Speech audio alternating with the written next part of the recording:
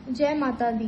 स्वागत है आपका मेरे चैनल पे। आज मैं आपको सुनाने जा रही हूँ दुर्गाष्टमी के दिन की पूजा, इसकी विधि, कथा और इसका महत्व।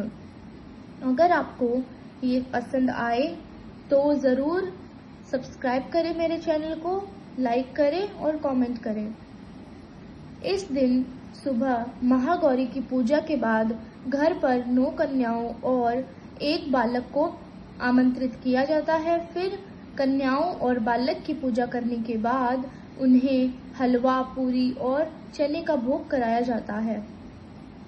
नवरात्रि के 8वें दिन देवी शक्ति के महागौरी स्वरूप की आराधना की जाती है। इनकी पूजा से सुख समृद्धि प्राप्त होती है। अष्टमी के दिन कई लोग व्रत रखते हैं तो कई कन्याओं को भोजन करा अपने नवरात्रि व्रत का पारण करते हैं। नवरात्रि के अष्टमी तिथि का विशेष महत्व माना गया है क्योंकि इस दिन मां महागौरी की पूजा से समस्त प्रकार की दुखों का नाश हो जाता है। जानिए दुर्गाष्टमी व्रत की पूजा विधि और कथा। दुर्गाष्टमी की पूजा विधि। अष्टमी के दिन मां अम्बे के महागौरी स्वरूप की पूजा होती है। इस दिन सुबह जल्दी उठकर स्नान कर स्वच्छ हो जाएं। फिर देवी दुर्गा की प्रतिमा को अच्छे वस्त्रों से सुसज्जित कर दें। उन्हें फूल अर्पित करें। उनके समक्ष घी का दीपक जलाएं। दुर्गा सप्तशती का पाठ करें और दुर्गा के मंत्रोच्चार करें। दुर्गा जी को पंचामृत अर्पित करें। साथ ही उन्हें 5 फल, किशमिश, सुपारी, पान, लौंग, इलायची आदि भी चढ़ाएं। प्रसाद स्वरूप मां को मिष्ठान अर्पित करें। इस दिन नारियल का भोग लगाना भी शुभ माना जाता है। जिन लोगों को इस दिन व्रत का पारण करना है वे कन्याओं का पूजन करें।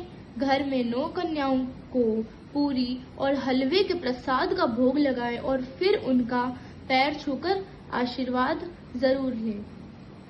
महागौरी की व्रत की कथा। दुर्गा अष्टमी व्रत कथा के अनुसार देवी सती ने पार्वती रूप में भगवान शिव को पति रूप में प्राप्त करने के लिए कठोर तपस्या की थी।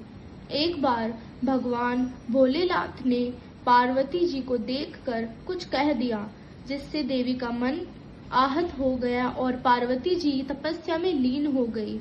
इस प्रकार वर्षों तक कठोर तपस्या करने के बाद जब पार्वती नहीं आई तो उनको खोजते हुए भगवान शिव उनके पास पहुंचे।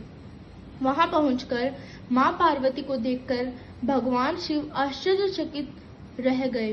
पार्वती जी का रंग अत्यंत ओजपूर्ण था। उनकी छटा चांदनी के समान श्वेत, कुंद के फूल के समान छवल दिखाई पड़ रही थी।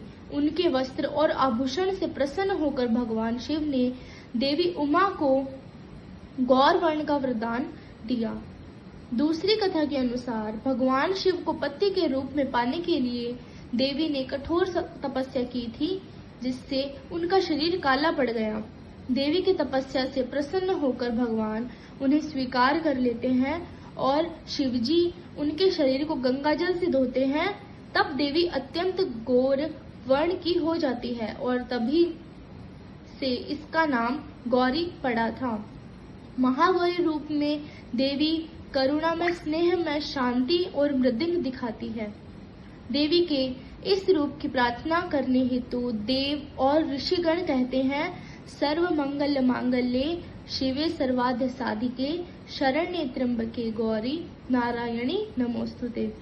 एक कथा ये भी प्रचलित है कि एक सिंह काफी भूखा था और जब वो भोजन की तलाश में वहां पहुंचा जहां देवी उमा तपस्या कर रही थी, देवी को देखकर सिंह की भूख और बढ़ गई, परंतु वह देवी की तपस्या से उठने का इंतजार करते हुए वहीं बैठ गया। इस इंतजार में वह काफी कमजोर हो गया। देवी जब तब से उठी तो सिंह की दशा देखकर उन्हें उस पर दया आ गई और माँ उसे अपनी सवारी बना लेती है क्योंकि इस प्रकार से उन्हें भी तपस्या की थी। इसलिए देवी गौरी का वाहन बैल भी है और सिंह भी है।